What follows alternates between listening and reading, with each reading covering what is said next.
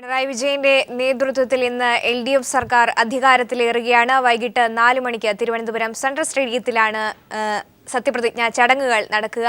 എല്ലാ ആൾക്കാർക്കും സെൻട്രൽ സ്റ്റേഡിയത്തിലേക്ക് നീങ്ങുകയാണ്. അതിനു മുമ്പ് കമലിലേക്ക്. ശ്രീ കമൽ, പിണറായി വിജയൻ കർക്കശക്കാരനായ നിലപാടുകളുമായി മുന്നോട്ട് പോകുന്ന ആളാണ്. ഒരു പക്ഷേ അങ്ങനെയാണ് മാധ്യമങ്ങളടക്കം എന്നോടൊപ്പം അജിത് കുമാറിന്റെ എല്ലാ ഉൾപ്പെടെയുള്ള മാധ്യമപ്രവർത്തകരടക്കം പറഞ്ഞു വെച്ചത്. പക്ഷേ ഇപ്പോൾ ഒരു കാർക്കശ്യം അനിവാര്യമായി വന്നിരിക്കുകയാണ്. കാരണം ആ രീതിയിൽ താളം തെറ്റിയ ഭരണ നേതൃത്വത്തെ, കാരണം പഴികേട്ട മുഖ്യമന്ത്രിയുടെ ഓഫീസുകൾ പോലും അതിനൊക്കെ ഒരു മുക്തത വരണമെങ്കിൽ താളം തെറ്റിയ ഉദ്യോഗസ്ഥ വൃന്ദത്തെ നേരായ മാർഗത്തിൽ മുന്നോട്ട് നയിക്കണമെങ്കിലൊക്കെ തന്നെ കാർക്കശ്യത അത് വേണം.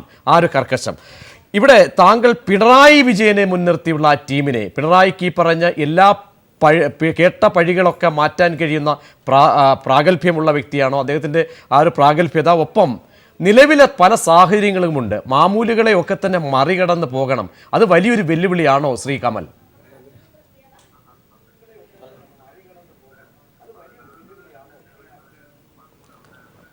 അത് ശ്രീ പിണറായി വിജയന് ഈസിയായിട്ട് കൈകാര്യം ചെയ്യാൻ പറ്റും എന്നാണ് എനിക്ക് തോന്നുന്നത്. അദ്ദേഹത്തിൻ്റെ കാർക്കശ്യം എന്ന് പറയുന്നത് ഒരു ഭരണാധികാരിക്ക് ഉണ്ടാവേണ്ട മിനിമം യോഗ്യതയായിട്ടാണ് എനിക്ക് തോന്നുന്നത്.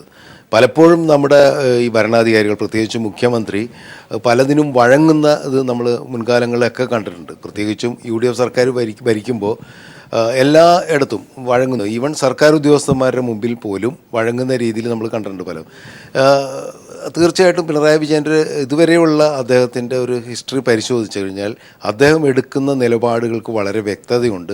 അതോടൊപ്പം ഒരു നിലപാടിൽ ഉറച്ചു നിൽക്കാൻ കഴിയുക, തീരുമാനങ്ങളിൽ ഉറച്ചു നിൽക്കാൻ കഴിയുക എന്നുള്ളത് വളരെ പ്രധാനപ്പെട്ട കാര്യമാണ്. അത് നമ്മൾ പിണറായി വിജയനിൽ നിന്ന് പ്രതീക്ഷിക്കുന്നുണ്ട്. ഒരു പക്ഷേ കേരളം കണ്ടിട്ടുള്ള മുഖ്യമന്ത്രിമാരിൽ ആ ഒരു നിലപാടെടുക്കാൻ പോകുന്ന ഏറ്റവും കാർക്കശ്യക്കാരനായിട്ടുള്ള ഒരു ഭരണാധികാരിയായിരിക്കും പിണറായി വിജയൻ. അതൊരു യോഗ്യതയായിട്ട് തന്നെയാണ് എനിക്ക് തോന്നുന്നത്. പിന്നെ നമുക്ക് അദ്ദേഹത്തിനോട് അടുത്ത് ബന്ധമുള്ളവർക്ക് അറിയാമെന്ന് തോന്നുന്നു. അദ്ദേഹത്തിൻ്റെതായ രീതിയിൽ എല്ലാ രീതിയിലും കാര്യങ്ങൾ പഠിച്ച് മറ്റുള്ള സഹപ്രവർത്തകരുമായിട്ട് ഇടപഴകി കാര്യങ്ങൾ മനസ്സിലാക്കി തന്നെയാണ് തീരുമാനങ്ങൾ എടുക്കുന്നത്. അല്ലാണ്ട് ഒരു ഏകാധിപത്യ സ്വഭാവം അതിനുണ്ട് എന്നെനിക്ക് തോന്നുന്നില്ല. പിന്നെ പാർട്ടിയുടെ സെക്രട്ടറി ആയിരുന്ന സമയത്ത് അദ്ദേഹം എടുത്ത നിലപാടുകൾക്ക് പാർട്ടിയുടേതായ ചട്ടക്കൂടിൽ നിന്നിട്ട് അദ്ദേഹത്തിന് അത് ചെയ്തേ പറ്റൂ എന്നുള്ളതുണ്ട്. പക്ഷേ ഒരു ഭരണാധികാരിയായിട്ട് വരുമ്പോൾ തീർച്ചയായും ജനങ്ങൾ പ്രതീക്ഷിക്കുന്നത് ജനകീയമായ നിലപാടുകളാണ്. അത് അദ്ദേഹത്തിന് കഴിഞ്ഞാൽ മാത്രമേ ശ്രീ പിണറായി വിജയൻ മികച്ച മുഖ്യമന്ത്രിയാണെന്ന് നമുക്ക് പറയാൻ കഴിയൂ. അത് കാലം തെളിയിക്കേണ്ടതാണ്. പക്ഷേ ഇതുവരെയുള്ള അദ്ദേഹത്തിൻ്റെ ഹിസ്റ്ററി നോക്കുമ്പോൾ അദ്ദേഹത്തിന് അതിന് കഴിയുമെന്നുള്ളൊരു ഉറച്ച വിശ്വാസമുണ്ട്. കാരണം അദ്ദേഹം നേരത്തെ വൈദ്യുതി മന്ത്രിയായിരുന്ന കാലഘട്ടത്തിൽ അദ്ദേഹം എടുത്തിട്ടുള്ള നിലപാടുകൾ ഒരു മികച്ച ഭരണാധികാരി എന്നുള്ള രീതിയിൽ, മന്ത്രി എന്നുള്ള രീതിയിൽ അദ്ദേഹത്തിൻ്റെ ബാക്ക് ഹിസ്റ്ററി അത് തീർച്ചയായും നമുക്ക് പ്രതീക്ഷ നൽകുന്നതാണ്. അപ്പോൾ ഒരു ടീമിനെ നയിക്കുമ്പോൾ ആ ടീമിനെ നയിക്കാൻ കെൽപ്പുള്ളവനാകുക എന്നുള്ളത് ഒരു യോഗ്യത തന്നെയാണ്. അപ്പോൾ കാർക്കശ്യക്കാരനായ മുഖ്യമന്ത്രി എന്നുള്ളത് അലങ്കാരമായിട്ട് തന്നെയാണ് എനിക്ക് തോന്നുന്നത്. തീർച്ചയായിട്ടും ഈ ടീം പിണറായിലേക്ക് വരുമ്പോൾ തന്നെ ഇപ്പോൾ 2 വനിതകൾക്ക് കൂടി പ്രാതിനിധ്യം നൽകിയിട്ടുണ്ട്. അത് എടുത്തു പറയേണ്ട കാര്യമാണ്. ഇന്നത്തെ സാഹചര്യത്തിൽ സ്ത്രീകളുടെ സുരക്ഷ സംബന്ധിച്ച് ഏറെ ചർച്ചാ വിഷയമാകുന്ന ഒരു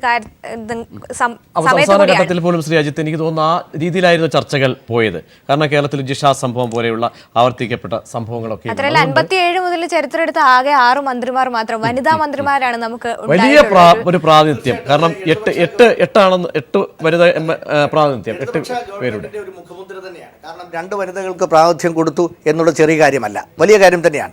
മറ്റൊന്ന്, നേരത്തെ പിണറായി വിജയനെ കുറിച്ച് പറഞ്ഞ കാർക്കശ്യത്തിൻ്റെ 2 കാര്യം. ഒന്ന്, പിണറായി വിജയൻ എന്ന പാർട്ടി സെക്രട്ടറി കാർക്കശ്യം ആയിക്കോട്ടെ, പെരുമാറ്റത്തിലല്ല പ്രവർത്തനത്തിലായിരിക്കണം കാർക്കശ്യം. പെരുമാറ്റത്തിൽ അദ്ദേഹം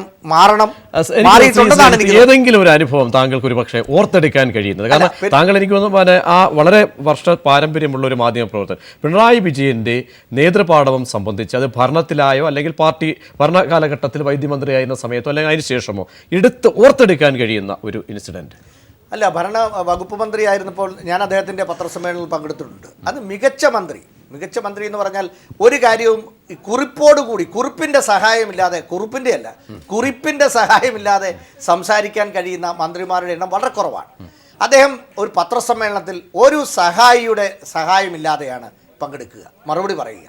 അല്ലെ കുറിപ്പുകളുടെ ഫയലുകൾ മുമ്പിൽ വന്ന് നമ്മൾ പത്രക്കാരെ മുമ്പിൽ വിളിച്ചിരുത്തിയതിന് ശേഷം ഫയൽ നോക്കി സംസാരിക്കുന്ന ആൾക്കാരുണ്ട്, ബാക്കി ഉദ്യോഗസ്ഥന്മാരെ കൊണ്ട് പറയിപ്പിക്കുന്ന മന്ത്രിമാരുണ്ടായിരുന്നു. അതിൽ നിന്നൊക്കെ വ്യത്യസ്തമായി അദ്ദേഹം എല്ലാം കാര്യങ്ങൾ മനസ്സിലാക്കി പഠിച്ച ശേഷം കാര്യങ്ങൾ അവതരിപ്പിക്കുന്ന ഒരു പക്ഷേ ശ്രീ അജിത്ത്, അതുപോലെ തന്നെയാണ് ഏറ്റവും കൂടുതൽ താങ്കൾ ഇപ്പോൾ പറയുമ്പോഴും ഏറ്റവും കൂടുതൽ മാധ്യമ വേട്ടയ്ക്കും ജുഡീഷ്യൽ വേട്ട ഒരുപക്ഷെ ആ രീതിയിലൂടെ ഒക്കെ ഇരയാകപ്പെട്ട വ്യക്തി കൂടിയാണ് ഒരുപക്ഷെ. മാധ്യമങ്ങളുടെ അടക്കം വിചാരണയ്ക്ക് മുൻവിധിയോടുകൂടിയുള്ള വിചാരണയ്ക്ക് പോലും ഒരുപക്ഷെ ആ രീതിയിൽ വ്യാഖ്യാനിക്കേണ്ടി വരുന്ന ഘട്ടം. തീർച്ചയായിട്ടും മാധ്യമങ്ങൾ പിണറായിയെ വളരെയേറെ വേട്ടയാടിയിട്ടുണ്ട്. അപ്പോഴും ഓരോ ഇഷ്യൂവിൻ്റെ പുറത്താണ് മാധ്യമങ്ങൾ എഴുതിയിട്ടുള്ളത്. പിണറായി വിജയൻ ലാവ്ലിൻ കേസിൽ കാശ് വീട്ടിൽ കൊണ്ടുപോയി അല്ലെങ്കിൽ സ്വന്തം സ്വത്ത് സമ്പാദനത്തിന് ഉപയോഗിച്ചു എന്നാരും പറഞ്ഞിട്ടില്ല. പക്ഷേ ഓരോ പ്രശ്നങ്ങളിലും ജുഡീഷ്യൽ സ്കൂട്ടണി ഉണ്ടാകുമ്പോൾ, ജുഡീഷ്യറി അതിനെതിരെ പ്രതികരിക്കുമ്പോൾ, അന്വേഷണം ഉണ്ടാകുമ്പോൾ, അന്വേഷണങ്ങളുടെ ഫയലുകൾ പുറത്തു വരുമ്പോൾ അത് വാർത്തകളാണ്. ആ വാർത്തകൾ മാധ്യമങ്ങൾ കൊടുക്കേണ്ടത് മാധ്യമങ്ങളുടെ ധർമ്മം തന്നെയാണ്. മറ്റൊന്ന്, പിണറായി വിജയനെ സംബന്ധിച്ചിടത്തോളം അദ്ദേഹം നേരത്തെ പറഞ്ഞതുപോലെ പെരുമാറ്റത്തിൽ അദ്ദേഹം സുതാര്യത കാത്തു സൂക്ഷിക്കുന്നുണ്ട്. ഈ നേരത്തെ അദ്ദേഹം ഇന്നലെ തന്നെ ഉപജാപക വൃന്ദത്തെ ആകെ മാറ്റി നിർത്തണം എന്ന മുന്നറിയിപ്പ്, ഇങ്ങോട്ട് വരണ്ട എന്ന മുന്നറിയിപ്പ് അദ്ദേഹം നൽകി. ഈ ഗവൺമെൻറ് ശ്രദ്ധിക്കേണ്ട ഒരു പോയിൻ്റൂടെ പറയാം, അത് ഉദ്യോഗസ്ഥ മേധാവിത്വമാണ്. എല്ലാ കാലത്തും LDF സർക്കാർ ഇതുവരെ ഉണ്ടായിരുന്ന സർക്കാരുകളുടെ എല്ലാ കാര്യത്തും 10 നൂറ്റാണ്ടിലധികം കേരള രാഷ്ട്രീയം എനിക്കറിയാം. അതിനകത്തെല്ലാം ഉദ്യോഗസ്ഥ ദുഷ്പ്രഭുത്വം ഉണ്ടായിരുന്നു. കാരണം ഉദ്യോഗസ്ഥരാണ് ഭരിക്കുന്നത്. ഈ ക്യാൻസർ രോഗികൾ വരുമ്പോൾ VS അച്യുതാനന്ദൻ 4500 5000 കൊടുക്കുമ്പോൾ കൊടുത്തയച്ച് അവർക്ക് ഒന്നിനും തികയാതെ അയക്കുമ്പോൾ അതൊക്കെ ഉദ്യോഗസ്ഥന്മാരാണ് തീരുമാനിക്കുന്നത്. നേരെ മറിച്ച് ഉമ്മൻചാണ്ടി 4-5 ലക്ഷം കൊടുത്ത് ആൾക്കാരെ തൃപ്തിപ്പെടുത്തുക മാത്രമല്ല അതിന് ആവശ്യമുള്ള സഹായം ലഭ്യമാക്കുവാൻ മുഖ്യമന്ത്രിയുടെ പ്രത്യേക അധികാരം ഉമ്മൻചാണ്ടി ഉപയോഗിച്ചു. അതോടൊപ്പം തന്നെ എന്ത് വന്നാലും ഫയലിൽ വരട്ടെ, ഫയലിൽ വരുന്ന ഉദ്യോഗസ്ഥന്മാർ എഴുതും. ഉദ്യോഗസ്ഥന്മാർ ഫയലിൽ നേരത്തെ പറഞ്ഞാൽ പണം കൊടുത്തില്ലെങ്കിൽ എന്ത് തീട്ടൂരങ്ങളും എന്ത് ന്യായങ്ങളും തൊടിന്യായങ്ങളും എഴുതാൻ സാധ്യതയുള്ളതാണ് നമ്മുടെ ഉദ്യോഗസ്ഥ വൃന്ദവും നമ്മുടെ ഭരണത്തിന് ചട്ടം കൂടും. അതുകൊണ്ട് ഉദ്യോഗസ്ഥ ദുഷ്പ്രഭുത്വം, ഉദ്യോഗസ്ഥ ഭരണം ഒഴിവാക്കുക എന്നത് ഇടതുപക്ഷ സർക്കാരിനെ സംബന്ധിച്ചിടത്തോളം വലിയൊരു വെല്ലുവിളിയായിരിക്കും.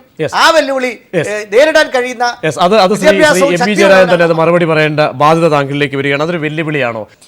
വൈകിട്ട് LDF സർക്കാർ അധികാരം ഏറ്റെടുക്കുകയാണ്. ഏതായാലും മന്ത്രിസഭയിലേക്കുള്ള മറ്റ് മന്ത്രിമാരുടെ ജീവിതരേഖ ഒരുപക്ഷെ നമ്മൾ ഇതുവരെ പരിശോധിച്ച മന്ത്രിമാരുടെയൊക്കെ തന്നെ ആർജവം തന്നെ അവകാശപ്പെടുകയായിരുന്നു ശ്രീ അജിത് കുമാർ ഉൾപ്പെടെയുള്ളവർ. മറ്റൊരു മന്ത്രിയിലേക്ക് ഒരുപക്ഷെ പോയാൽ TP രാമകൃഷ്ണൻ, അദ്ദേഹത്തിൻ്റെ ജീവിതരേഖ പരിശോധിക്കേണ്ടതുണ്ട്. അതിലേക്കൊരു എത്തിനോട്ടം. TP രാമകൃഷ്ണൻ.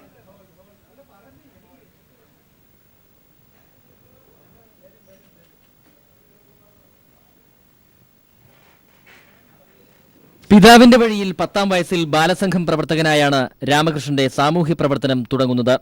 1970-ലെ SFI രൂപീകരണ സമ്മേളനത്തിൽ പങ്കെടുത്തു. SFI കൊയിലാണ്ടി താലൂക്ക് സെക്രട്ടറിയായി. 68-ൽ CPIM അംഗമായ രാമകൃഷ്ണൻ 72-ൽ കീഴരിയൂർ മിച്ചഭൂമി സമരകേന്ദ്രം ലീഡറായി പാർട്ടി നിയോഗിച്ചു. അടിയന്തരാവസ്ഥയിൽ 1976 ഫെബ്രുവരി 25-ന് അറസ്റ്റിലാവുകയും നിരവധി പോലീസ് മർദ്ദനങ്ങൾക്ക് വിധേയമാവുകയും ചെയ്തു. 1977 മുതൽ CPIM ജില്ലാ കമ്മിറ്റി അംഗമാണ്. 2004 മുതൽ 2014 ഡിസംബർ വരെ പാർട്ടി ജില്ലാ സെക്രട്ടറിയായി. വിവിധ ബഹുജന സംഘടനകളുടെ വിവിധ തലങ്ങളിൽ അമരക്കാരനായും പ്രവർത്തിച്ചു. Calicut university senate member, plantation corporation director, Texfed chairman തുടങ്ങിയ സ്ഥാനങ്ങളും അലങ്കരിച്ചിട്ടുണ്ട്. ഇപ്പോൾ CPIM സംസ്ഥാന സെക്രട്ടേറിയറ്റ് അംഗവും CITU സംസ്ഥാന വൈസ് പ്രസിഡന്റും അഖിലേന്ത്യാ പ്രവർത്തക കമ്മിറ്റി അംഗവുമാണ്. News desk. ജനങ്ങളുടെ മൗലികമായ ജീവിത പ്രശ്നങ്ങൾക്കെല്ലാം പരിഹാരം കാണുന്ന നിലപാടും LDF മുന്നോട്ട് വെച്ചിട്ടുണ്ട്. കുടിവെള്ളം, വീട്, റോഡ്, ആരോഗ്യം, വിദ്യാഭ്യാസം, ഈ മേഖലകളിലെല്ലാം പ്രഥമ പരിഗണന നൽകും എന്നതാണ് വ്യക്തമാക്കിയിട്ടുള്ളത്. ജനങ്ങളുടെ മൗലികമായ ജീവിത പ്രശ്നങ്ങൾക്കെല്ലാം പരിഹാരമുണ്ടാക്കുന്ന ഒരു ഗവൺമെൻറ് എന്നുള്ള നിലയിൽ ജനങ്ങൾ വലിയ പ്രതീക്ഷയോടുകൂടിയാണ് ഇടതുപക്ഷ ജനാധിപത്യ മുന്നണി ഗവൺമെൻറ്റിനെ കാണുന്നത്. ജനങ്ങളുടെ പ്രതീക്ഷയ്ക്കൊത്ത് ഇടതുപക്ഷ ജനാധിപത്യ മുന്നണി ഗവൺമെൻറ് ഉത്തരവാദിത്വം നിറവേറ്റും. TP രാമകൃഷ്ണൻ്റെ ജീവിതരേഖയാണ് കണ്ടത്. വിശ്വഭദ്രാനന്ദ ശക്തിബോധി കൂടി നമ്മോടൊപ്പം തത്സമയം ചേരുന്നു. ശ്രീ ശക്തിബോധി, താങ്കളുടെ ജില്ലക്കാരനായ പിണറായി വിജയനാണ് ഇന്നെന്തായാലും ഭരണത്തിൻ്റെ സാരഥ്യം ഏറ്റെടുക്കുന്നത്. താങ്കൾ മറ്റ് വിഭാഗങ്ങൾ എല്ലാവരും പ്രകടിപ്പിക്കുന്നത് പോലെയുള്ള പ്രതീക്ഷ താങ്കളും പങ്കുവയ്ക്കുന്നുണ്ടോ?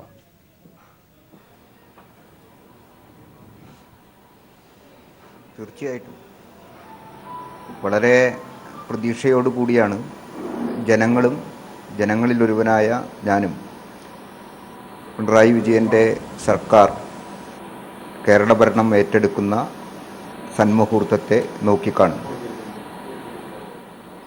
വളരെ മാതൃകാപരമായ പല തുടക്കങ്ങളും ഉണ്ടാവുകയും ചെയ്തു. മന്ത്രിമാരുടെ എണ്ണം കുറച്ചതും അതുപോലെ സ്റ്റാഫ് അംഗങ്ങളുടെ എണ്ണം കുറച്ചതും അവർ അഴിമതിരഹിതരായിരിക്കണം എന്ന് ഉറക്കെ പ്രഖ്യാപിച്ചതും അത് പരിശോധിക്കണം എന്ന് പറഞ്ഞതുമൊക്കെ വളരെ മാതൃകാപരമായിട്ടുള്ള നടപടികളാണ്.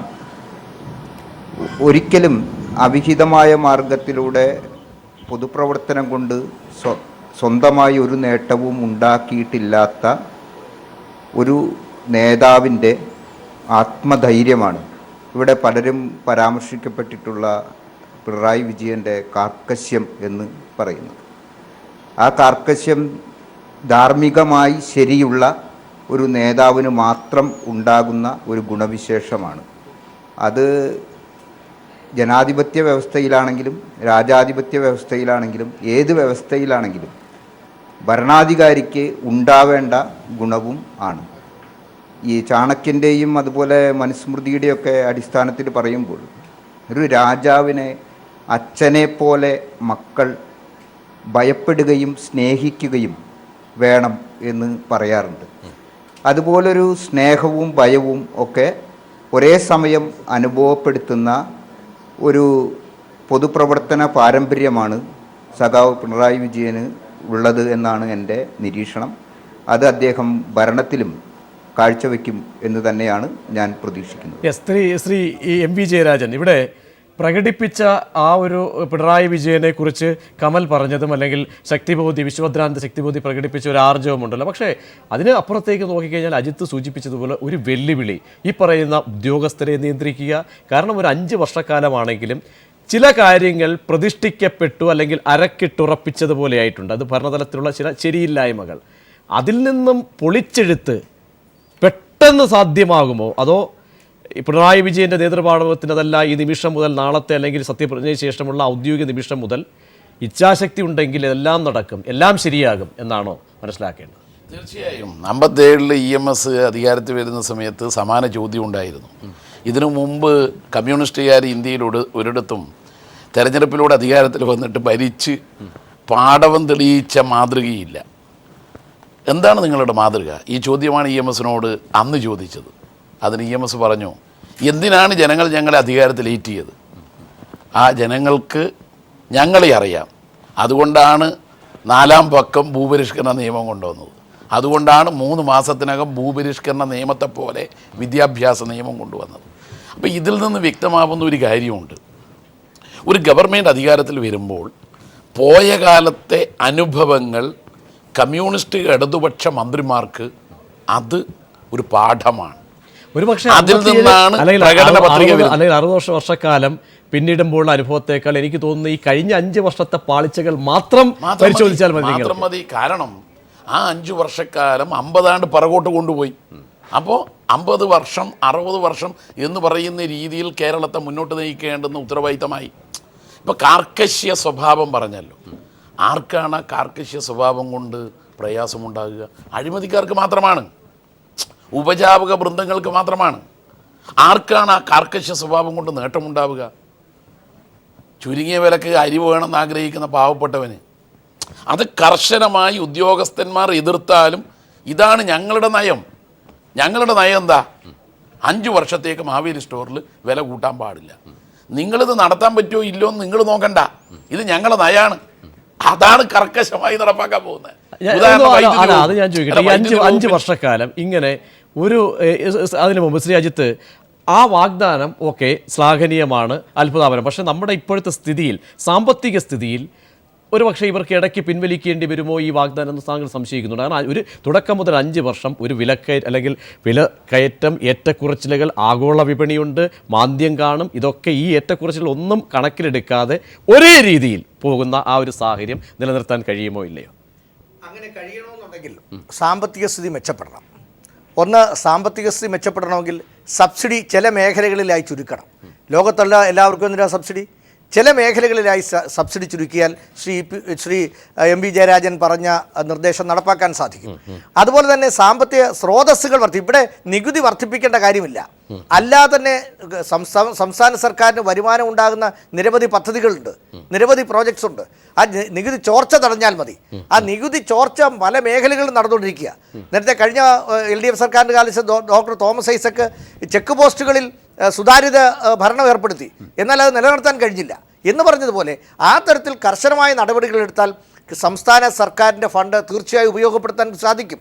പൊതുമേഖലാ സ്ഥാപനങ്ങൾ നഷ്ടത്തിലാണ്, മിക്ക പൊതുമേഖലാ സ്ഥാപനങ്ങൾ നഷ്ടത്തിലാണ്. സർക്കാരിന്റെ പണം ധൂർത്തടിച്ചുകൊണ്ടിരിക്കുക. അപ്പോൾ നഷ്ടത്തിലോടുന്ന പൊതുമേഖലാ സ്ഥാപനങ്ങളൊക്കെ എനിക്ക് തോന്നുന്നു സ്വാമി, അതായത് ഈ പറയുന്ന ഒരുപക്ഷെ കുടുംബം കൈകാര്യം ചെയ്യുന്ന ആളുകൾ, എനിക്ക് തോന്നുന്നു നിങ്ങൾ ആദ്യം ടച്ച് ചെയ്യേണ്ടത് ഈ പറയുന്ന ദൈനംദിന ജീവിതം നയിക്കുന്ന ആളുകളുടെ, അത് ഒന്ന് വിലക്കയറ്റം, രണ്ട് ഈ പറയുന്ന രീതിയിലുള്ള അഴിമതിയൊക്കെ ഒരുപക്ഷെ അതിൻ്റെ ഘടകമായി മാറുമ്പോഴും വിലക്കയറ്റം എന്ന ആ ഒരു സാഹചര്യം പിടിച്ചു നിർത്തുക അതൊരു വെല്ലുവിളി തന്നെയല്ലേ ശ്രീ ജയരാജൻ? തീർച്ചയായും വിലക്കയറ്റം തടയുക എന്നുള്ളത് ഇടതുപക്ഷ ഗവൺമെൻറ് ജനങ്ങളോട് പറഞ്ഞ വാഗ്ദാനം നടപ്പാക്കാൻ പ്രതിബദ്ധതയുള്ളതാണ്.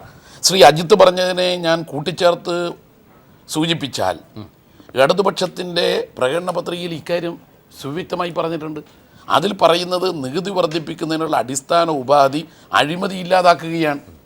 ഇതിനു വേണ്ടി അഴിമതിരഹിത വാളിയാറിൻ്റെ ഒരു 2ാം പതിപ്പ് നടപ്പാക്കും. ഇത് നടപ്പാക്കിയാൽ അക്കാലത്ത് പ്രതിവർഷം 30% റവന്യൂ വർദ്ധിപ്പിച്ചത്. അതായത് ശ്രീ എം.വി. ജയരാജൻ, അതായത് നിയന്ത്രണം വരികയും എന്നാൽ അതിന്റെ ബാധ ജനങ്ങളിലേക്ക് പോകാതെ അവസാനം ഒരു ഭരണം ഏൽപ്പിക്കുമ്പോൾ 2500 കോടി രൂപ മിച്ചം വെച്ചുകൊണ്ടൊരു സർക്കാർ നിങ്ങൾ ഏൽപ്പിച്ച സാഹചര്യമുണ്ട്. അപ്പോൾ ഇതൊക്കെ ചെയ്ത് നടപ്പാക്കിയ പരിചയം, നടപ്പാക്കാൻ കഴിയുന്ന ഇച്ഛാശക്തി, അത് ആ പരിചയവും ആ ഇച്ഛാശക്തിയുമാണ് ഈ ഗവൺമെന്റിനുള്ളത്. അപ്പോൾ പണം എവിടുന്ന് ഉണ്ടാക്കും? നികുതി ചോർച്ച തടഞ്ഞുകൊണ്ട്, അഴിമതി തടഞ്ഞുകൊണ്ട്. എന്നിട്ട് പണം ഉണ്ടാക്കിയിട്ട് എന്ത് ചെയ്യും?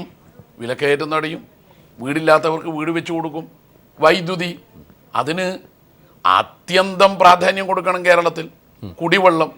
അപ്പം ഏതൊക്കെ മേഖലയിൽ മുൻഗണന കൊടുക്കണം എന്നുള്ളതിന് ഒരു ദിശാബോധമുണ്ട് ഇടതുപക്ഷ ഗവൺമെൻറ്. അത് ജനങ്ങൾക്ക് വാഗ്ദാനം നൽകിയിട്ടുണ്ട് തെരഞ്ഞെടുപ്പ് കാലത്ത്. അത് നടപ്പാക്കും.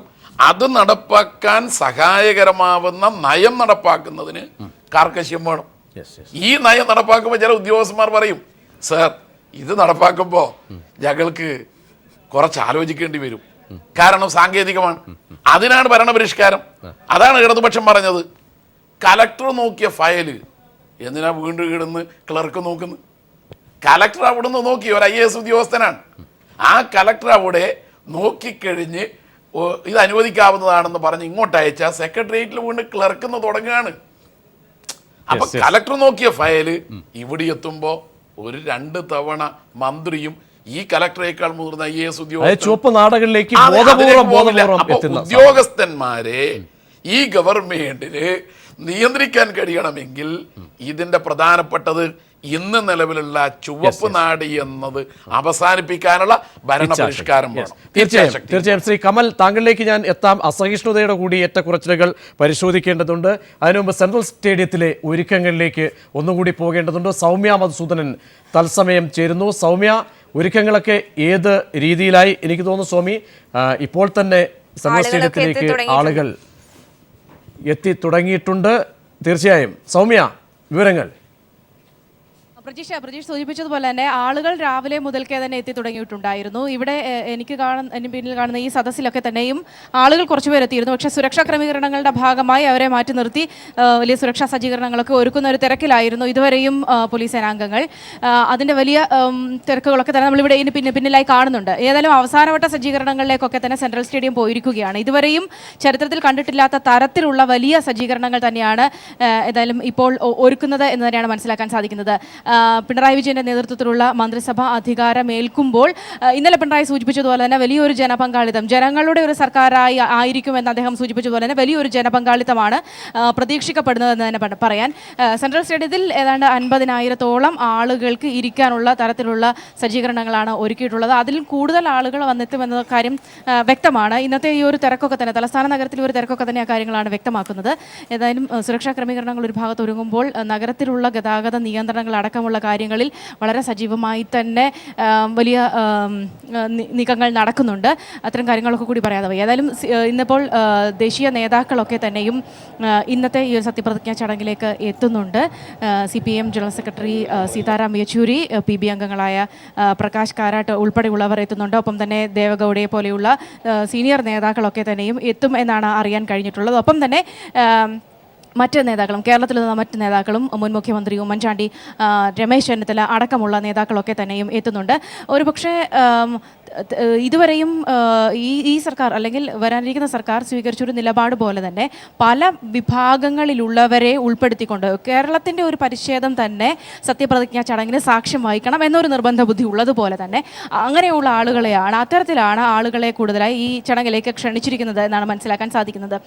കലാ സാംസ്കാരിക മേഖലയിൽ നിന്ന് തന്നെ നമുക്കറിയാം, ഇതിനോടകം തന്നെ ഇതിനുള്ളിൽ തന്നെ നിരവധി വലിയ നിലപാടുകൾ രാഷ്ട്രീയമായി തന്നെ സ്വീകരിച്ചിട്ടുള്ള പല കലാകാരന്മാരുമുണ്ട്. പക്ഷേ അതിനൊക്കെ അപ്പുറത്ത് നിന്നുകൊണ്ടുള്ള ഒരു സദസ്സിനെയാണ് ഇന്നിവിടെ പ്രതീക്ഷിക്കുന്നത് ഈ സത്യപ്രതിജ്ഞാ ചടങ്ങിന് സാക്ഷ്യം വഹിക്കാനായി. അതുകൊണ്ട് തന്നെ സമൂഹത്തിൻ്റെ നാനാ തുറകളിൽ നിന്നുള്ള കലാ സാംസ്കാരിക മേഖലയിലെ പ്രമുഖർ അടക്കമുള്ള ആളുകളെ ആയിരിക്കും ഇന്ന് ഈ ചടങ്ങിന് എത്തുക എന്നാണ് അറിയാൻ കഴിയുന്നത്. എനിക്ക് പിന്നിൽ കാണുന്ന ഈ വേദി പൂർണ്ണമായും സജ്ജമായി കഴിഞ്ഞിരിക്കുന്നു. ഇനി അവസാന ചില സാങ്കേതിക പണികൾ മാത്രമേ ഉള്ളൂ വേദിയിൽ അവശേഷിക്കുന്നത്. സീനിയർ പോലീസ് ഉദ്യോഗസ്ഥരെല്ലാം തന്നെ ഇവിടെയുണ്ട്. ശ്രീ സെൻകുമാർ അടക്കം വന്ന് ഇവിടെ ഇതിന് ഇപ്പോൾ നമ്മോടൊപ്പം ട്രിവാൻഡ്രം മേയർ ശ്രീ PK പ്രശാന്ത് നമ്മോടൊപ്പം ചേരുന്നുണ്ട്. ഒപ്പം തന്നെ ശുചിത്വ മിഷൻ ഡയറക്ടർ വാസുകിയും നമ്മോടൊപ്പം ചേരുന്നുണ്ട്.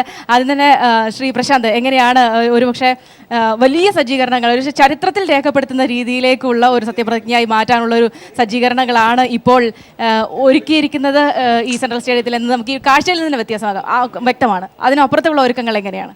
ഇവിടെ ഈ സത്യപ്രതിജ്ഞാ ചടങ്ങ് നല്ല നിലയ്ക്ക് സജ്ജീകരിക്കുന്നതിന് ആവശ്യമായിട്ടുള്ള എല്ലാ ക്രമീകരണങ്ങളും ഉറപ്പുവരുത്തിയിട്ടുണ്ട്. അതിനോടൊപ്പം തന്നെ ഇവിടെ ഒരു ഗ്രീൻ പ്രോട്ടോകോൾ എന്ന് പറയുന്ന ഒരു പുതിയ പദ്ധതി കൂടി ശുചിത്വ മിഷനുമായി ചേർന്ന് നടപ്പാക്കുകയാണ്. അപ്പോൾ അതിൻ്റെ ഭാഗമായി ഇവിടെ വരുന്ന ആൾക്കാർക്ക് വെള്ളം കുടിക്കുന്നതിന് ആവശ്യമായിട്ടുള്ള സ്റ്റീൽ ഗ്ലാസുകളും അതിന് വേണ്ടിയിട്ടുള്ള സജ്ജീകരണങ്ങളും വോളണ്ടിയേഴ്സ് അടക്കം ഇവിടെ സജ്ജീകരിച്ചിട്ടുണ്ട്. അപ്പോൾ നേരത്തെ നമ്മുടെ നഗരത്തിൽ നടന്നിട്ടുള്ള ആറ്റുകാൽ പൊങ്കാലയായാലും സ്കൂൾ കലോത്സവമായാലും ഇവിടെ എല്ലാം തന്നെ ഈ ഗ്രീൻ പ്രോട്ടോകോൾ ജനങ്ങളുടെ സഹായത്തോടു കൂടി നടപ്പാക്കാനാണ് നഗരസഭ ശ്രമിച്ചതും വിജയിച്ചതും. അപ്പോൾ അതിൻ്റെ ഒരു കണ്ടിന്യൂഷൻ എന്ന നിലയ്ക്ക് തന്നെയാണ് ഈ പരിപാടിയിൽ അത് കൊണ്ടുവരുന്നത്. അപ്പോൾ ഇനി നഗരത്തിൽ നടക്കുന്ന എല്ലാ പരിപാടികളിലും ഗ്രീൻ പ്രോട്ടോകോൾ കൊണ്ടുവരിക, അനുവർത്തിക്കുക എന്നുള്ളതാണ് നഗരസഭയുടെ നയം. അത് LDFിൻ്റെയും പ്രഖ്യാപിത നയം അത് തന്നെയാണ്.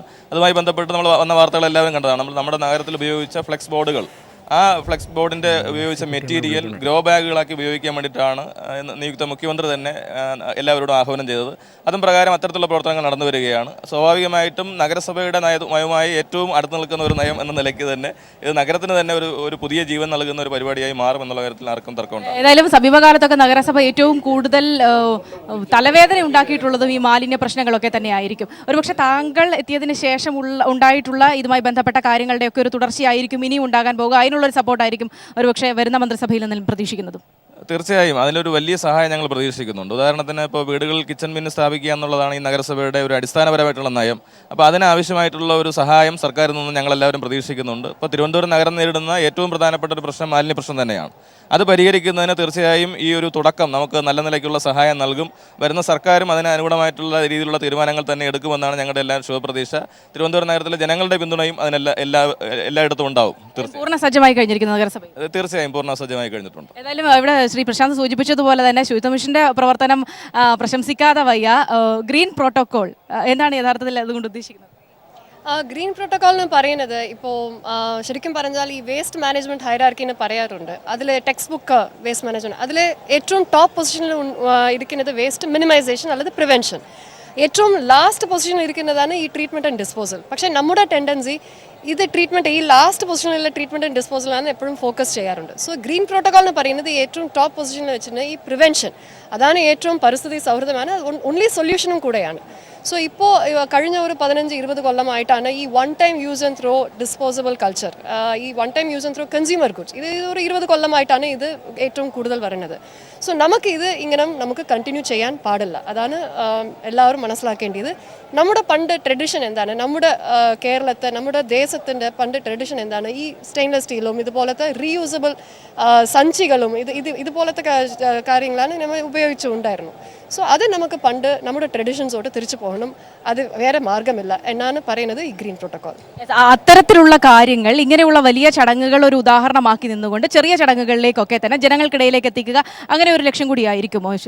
അബ്സല്യൂട്ട്ലി ഇതുപോലത്തെ ഒരു മാതൃകയായിട്ട് കാണിക്കാറും ഇതുവഴി just it's not an end in itself, ഇതുവഴി ഒരു സന്ദേശം കൊടുക്കാനാണ് ഉദ്ദേശം. മാത്രമല്ലാതെ ഇത് പതുക്കെ എല്ലാവരുടെ പബ്ലിക് അക്സെപ്റ്റൻസും എല്ലാവർക്കും ഈ അവയർനെസ് കിട്ടിയ ശേഷം ഇത് തന്നെ പതുക്കെ ഇങ്ങനത്തെ ഒരു ഡ്രാസ്റ്റിക് ഒരു പോളിസി ചേഞ്ച് വരണമെങ്കിൽ അതിൻ്റെ ഒരു സോയിൽ പ്രിപ്പറേഷൻ എന്ന് പറയാം. ഇത് നമുക്ക് സോയിൽ പ്രിപ്പറേഷൻ ചെയ്താലേ അങ്ങനത്തെ ഒരു പോളിസി പിന്നീട് നമുക്ക് അത് നല്ല ഒരു എഫക്റ്റീവായിട്ട് ഒരു പോളിസി ആയിട്ട് വരും.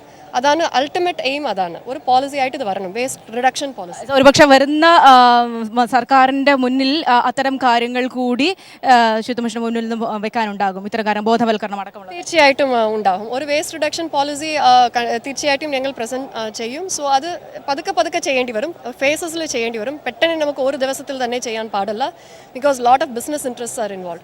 സോ പതുക്കെ ചെയ്യണം. സോ അതിൻ്റെ ഒരു പ്രിപ്പറേറ്ററി സ്റ്റേജാണ് ഇത് ഗ്രീൻ പ്രോട്ടോക്കോൾ എന്ന് പറയുന്നത്. ഏതായാലും എല്ലാ ആശംസകളും നേരുന്നു ഗ്രീൻ പ്രോട്ടോക്കോളിന്. അതിൽ വളരെ സജീവമായി തന്നെ നിൽക്കുന്നത്. ഏതായാലും വളരെ നന്ദി പ്രശാന്ത്, ഒപ്പം തന്നെ വാസുകി അവസരത്തിൽ നമ്മുടെ സംസാരിച്ചതിന്.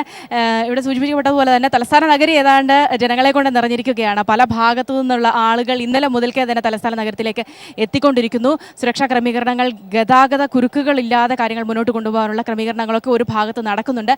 ഏതായാലും എനിക്ക് മുന്നിൽ കാണുന്ന ഈ ഒരു വേദിയിലാണ് 19 മന്ത്രിമാർ, മുഖ്യമന്ത്രി പിണറായി വിജയൻ അടക്കമുള്ള 19 മന്ത്രിമാർ സത്യപ്രതിജ്ഞ ചെയ്ത് അധികാരം ഏൽക്കുന്നത് ഇവിടെ നിന്നാണ്. ഏതാണ്ട് 3:30 മന്ത്രിമാരെല്ലാം തന്നെ എത്തും. MLA-മാർക്കുള്ള പ്രധാന നേതാക്കൾക്കുള്ള കസേരകളാണ് ഏറ്റവും മുമ്പിലായി, അതായത് ദേശീയ നേതാക്കൾക്കുള്ള കസേരകളാണ് ഏറ്റവും മുമ്പിലായി ഒരുക്കിയിട്ടുള്ളത്. ഒപ്പം തന്നെ മറ്റ് സാംസ്കാരിക മേഖലയിൽ നിന്നുള്ള പ്രമുഖർക്കൊക്കെ തന്നെയും ഇവിടെ ഇരിപ്പിടങ്ങൾ ഒരുക്കിയിട്ടുണ്ട്. അതിന് പിന്നിലായി MLA-മാർ, വിവിധ ജനപ്രതിനിധികൾ, 140 ജനപ്രതിനിധികൾക്കുള്ള ഇരിപ്പിടങ്ങൾ ഒരുക്കിയിട്ടുണ്ട്. ഒപ്പം തന്നെ 3:30 തന്നെ ഈ വേദി ിലേക്ക് നിയുക്ത മന്ത്രിമാരും നിയുക്ത മുഖ്യമന്ത്രിയും അടക്കമുള്ളവർ എത്തിച്ചേരും. 4 മണിയോടുകൂടി തന്നെ ചടങ്ങുകൾ തുടങ്ങും എന്ന് തന്നെയാണ് നമ്മൾക്ക് അറിയാൻ സാധിക്കുന്നത്. ഇതിൻ്റെ ഒരു അവസാനവട്ട സജ്ജീകരണങ്ങളാണ് ഇപ്പോൾ വേദിയിൽ പുരോഗമിച്ചുകൊണ്ടിരിക്കുന്നത്. സുരക്ഷ സംബന്ധിച്ച ക്രമീകരണങ്ങളെല്ലാം ഏതാണ്ട് പൂർത്തിയായി കഴിഞ്ഞിരിക്കുന്നു എന്ന് തന്നെ വേണം പറയാൻ.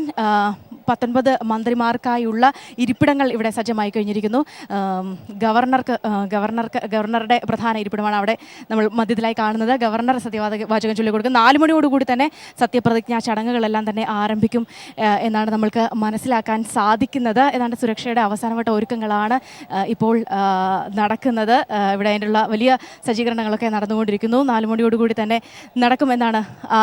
ആരംഭിക്കുമെന്നാണ് തന്നെ അറിയാൻ കഴിയുന്നത്. അതിനുശേഷം ആയിരിക്കും ഗവർണർ പുതിയ മന്ത്രിസഭാംഗങ്ങൾക്ക്, മുഖ്യമന്ത്രി അടക്കമുള്ളവർക്ക് ഗവർണർ വിരുന്ന് നൽകുന്നുണ്ട്. അതിനുശേഷം സെക്രട്ടറിയിലെത്തി ചുമതലയേൽക്കുന്ന ചടങ്ങായിരിക്കും നടക്കുക. ഏതായാലും വലിയ സജ്ജീകരണങ്ങളോടുകൂടി തന്നെ ചരിത്രത്തിന് തന്നെ ഭാഗമാകുന്ന ഒരു വലിയ ചടങ്ങിനായിരിക്കും സെൻട്രൽ സ്റ്റേഡിയം സാക്ഷ്യം വഹിക്കുക എന്ന് ഉറപ്പാണ്. നേരത്തെ തന്നെ കണക്കുകൾ സൂചിപ്പിച്ചതുപോലെ തന്നെ 50,000 ആളുകളെ ഉൾക്കൊള്ളാനുള്ള സജ്ജീകരണങ്ങളാണ് ഇവിടെ ഒരുക്കിയിട്ടുള്ളത്. സ്വാഭാവികമായും ഈ വേദിയിൽ നിന്ന് ഡയറക്റ്റായി ഈ സത്യപ്രതിജ്ഞാ ചടങ്ങ് അത്രയും പേർക്ക് കാണാനാകില്ല. അതുകൊണ്ട് തന്നെ വിവിധ ഇടങ്ങളിലായി ഒരുക്കിയിട്ടുള്ള LED ക്യാമറകളിലൂടെയൊക്കെ തന്നെയും CCTV-കളിലൊക്കെ കൂടെ തന്നെയും ആയിരിക്കും കൂടുതൽ. ഞാൻ വന്നത് അവിടെ പിണറായി വിജയൻ എന്ന വ്യക്തി അധികാരമേൽക്കുമ്പോൾ പ്രതീക്ഷ സംബന്ധിച്ച്, കാരണം കഴിഞ്ഞ കുറേ കാലങ്ങളായി നമ്മൾ ചർച്ച ചെയ്ത ഒന്നാണ് അസഹിഷ്ണുതയുടെ ഏറ്റക്കുറച്ചിലുകൾ. അവിടെയൊക്കെ ന്യൂനപക്ഷ സംരക്ഷകനായും ഭൂരിപക്ഷ സംരക്ഷകനായും ഒക്കെ ഒരു സംരക്ഷകൻ എന്ന നിലയിൽ പിണറായി വിജയൻ മാറുന്നു. തീർച്ചയായും ആ രീതിയിൽ ഏറ്റക്കുറച്ചിലുകൾ, അതാണ് ഞാൻ നേരത്തെ സൂചിപ്പിച്ച ന്യൂനപക്ഷ ഭൂരിപക്ഷ അസഹിഷ്ണുതയുടെയൊക്കെ തന്നെ ഏറ്റക്കുറച്ചിൽ, ഇങ്ങനെയൊക്കെ വലിയൊരു വിഭാഗം ജനങ്ങൾ പിണറായി വിജയൻ്റെ സർക്കാരിലേക്ക്, പിണറായി വിജയൻ നേതൃത്വം നൽകുന്ന മന്ത്രിസഭയിലേക്കൊക്കെ പ്രതീക്ഷ അർപ്പിക്കുന്നുണ്ടോ ശ്രീ കമൽ?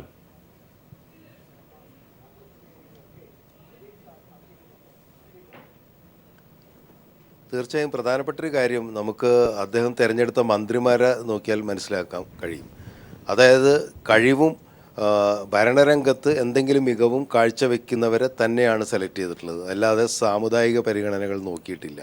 ഒരു മതത്തിൻ്റെ അല്ലെങ്കിൽ ഒരു ജാതിയുടെ പേര് പറഞ്ഞ് മന്ത്രിമാരെ തീരുമാനിച്ചിട്ടില്ല എന്നുള്ളത് തന്നെയാണ് LDF ഗവൺമെൻറ് വരുമ്പോൾ ഞങ്ങളുടെയൊക്കെ ഏറ്റവും വലിയൊരു സന്തോഷം എന്ന് പറയുന്നത്. നമുക്ക് തന്നെ ഇപ്പോൾ നോക്കിയാൽ അറിയാം, ഒരു സാമുദായിക നേതാക്കളുടെ വീട്ടിലേക്കോ അല്ലെങ്കിൽ അവരുടെ ആസ്ഥാനത്തേക്കോ നമ്മുടെ മന്ത്രിമാരും അല്ലെങ്കിൽ മുഖ്യമന്ത്രിയും പോയിട്ടില്ല. കണിച്ചുകുളങ്ങരയിലേക്കോ അല്ലെങ്കിൽ പെരുന്നയിലേക്കോ കാന്തപുരത്തേക്കോ ഒന്നും ഇവരാരും പോകുന്നില്ല. ആർക്കെങ്കിലും വരണമെന്നുണ്ടെങ്കിൽ AK സെൻറ്ററിൽ വരൂ, അല്ലെങ്കിൽ മന്ത്രിമാരെ കാണാൻ അവിടെ വരൂ എന്ന് പറയുന്ന ഒരു നിലപാട്, ആ ഇച്ഛാശക്തി, അത് തന്നെയാണ് ഏറ്റവും വലിയൊരു മതനിരപേക്ഷതയുടെ ഒരു ഭരണകൂടം കാണിക്കേണ്ട ഉത്തരവാദിത്വത്തിൻ്റെ ഏറ്റവും വലിയ ലക്ഷണം. ആ കാര്യത്തിൽ നോക്കുകയാണെങ്കിൽ വലിയൊരു മാതൃകയാണ്, വലിയൊരു തുടക്കമാണ്. പ്രത്യേകിച്ചും ഈ കാലഘട്ടത്തിൽ നമുക്കറിയാം വർഗീയ ശക്തികൾ എത്രമാത്രം നമ്മുടെ സമൂഹത്തിൽ ഇടപെടുന്നു. ഭരണരംഗത്ത് മാത്രമല്ല, സാമൂഹ്യ സാംസ്കാരിക ജീവിത രംഗങ്ങളിലൊക്കെ തന്നെ അവരെത്രമാത്രം ശക്തമായി ഇടപെടുന്നു. അതിന് വഴിയൊരുക്കി കൊടുത്തു കഴിഞ്ഞ സർക്കാർ എന്നുള്ളതും കൂടി നമുക്ക് കാണാം. അത് ഞങ്ങൾ അനുവദിക്കില്ല എന്നുള്ളതിൻ്റെ ആദ്യ സൂചനകൾ തന്നെയാണ് സമുദായ നേതാക്കളെയൊക്കെ പടിക്ക് പുറത്തു നിർത്തുക എന്ന് പറയുന്നത്. തീർച്ചയായും നമ്മുടെ ഒരു സാമൂഹ്യ അന്തരീക്ഷത്തിൽ എല്ലാവരെയും ഉൾക്കൊള്ളേണ്ടത് തന്നെയാണ്. എല്ലാ മതങ്ങളെയും എല്ലാ ജാതിയും അവരുടെ എല്ലാ ശ്രീ രാധാകൃഷ്ണ മേനോൻ കൂടി BJP നേതാവ് നമ്മോടൊപ്പം ചേരുന്നുണ്ട്. ശ്രീ MB ജയരാജൻ, അവിടെ കമലിന് അനുഭവിക്കേണ്ടി വന്ന ഒരു ഒരുപക്ഷെ അസഹിഷ്ണുത അങ്ങേയറ്റത്തെ, കാരണം അദ്ദേഹം ഒരു അഭിപ്രായം രേഖപ്പെടുത്തി, അതിന് അദ്ദേഹത്തിന് സോഷ്യൽ മീഡിയകളിലൂടെയും എല്ലാം സ്വകാര്യമായി അദ്ദേഹം സംസാരിക്കുമ്പോഴൊക്കെ വന്ന ടെലിഫോൺ കോളുകളുടെയും ഭീഷണിയുടെയും ഒക്കെ തന്നെ കാര്യങ്ങൾ പങ്കുവെച്ചു. ഇങ്ങനെയൊക്കെ ഒരു ഏറ്റക്കുറച്ചിലുകൾ ഈ വളരെ കൃത്യമായ രീതിയിൽ എല്ലാ ഒരു മതവിഭാഗങ്ങളെയും തൃപ്തിപ്പെടുത്തിക്കൊണ്ട് മുന്നോട്ട് പോകാൻ എന്തായാലും ഇതുവരെ നിങ്ങളുടെ മന്ത്രിസഭാ രൂപീകരണത്തിൽ കഴിഞ്ഞിട്ടുണ്ട്. അതുകൊണ്ട് തന്നെ ഈ അസഹിഷ്ണുത സംബന്ധിച്ച് ഭയത്തിൻ്റെ യാതൊരു ആശങ്കയുമില്ല എന്ന് ബോധ്യപ്പെടുത്താൻ ഒരു വിഭാഗത്തിനെങ്കിലും അല്ലെങ്കിൽ ജനവിഭാഗങ്ങളിലേക്ക് എത്തിക്കാൻ നിങ്ങൾക്ക് കഴിയും. അങ്ങനെ ഒരു സംരക്ഷണം ജനങ്ങൾ ആഗ്രഹിക്കുന്നുണ്ട്. തീർച്ചയായും അസഹിഷ്ണുതയുടെ രാഷ്ട്രീയം എന്ന വാക്ക് ദേശീയ രാഷ്ട്രീയത്തിൽ ഉയർന്നു വന്നത് വർഗീയ ശക്തികൾ നിലപാട് സ്വീകരിച്ചതിൻ്റെ ഫലമായിട്ടാണ്. BJP അധികാരത്തിൽ വന്നതോടുകൂടിയാണ് ഇഷ്ടപ്പെട്ട ഭക്ഷണം കഴിക്കാൻ കഴിയുന്നില്ല, വസ്ത്രം ധരിക്കാൻ കഴിയുന്നില്ല, ദേവാലയങ്ങളിൽ പോലും പ്രവേശിക്കാൻ ദളിതന്മാർക്ക് സാധിക്കുന്നില്ല. ഇപ്പോൾ കേരളത്തിൽ ഇടതുപക്ഷം അധികാരത്തിൽ വന്നു. എന്താ കേന്ദ്രമന്ത്രി എടുത്ത സമീപനം? BJP ആണ് കേന്ദ്രം ഭരിക്കുന്നതെന്ന് ഓർത്തോളണേ. ഇതാണ് കേന്ദ്രമന്ത്രി പറയുന്നത്. എന്നിട്ട് കേന്ദ്രമന്ത്രി പറയാണ് ഞങ്ങൾ നിങ്ങളെ പൊക്കും. ഇതെന്താ 356 വകുപ്പ്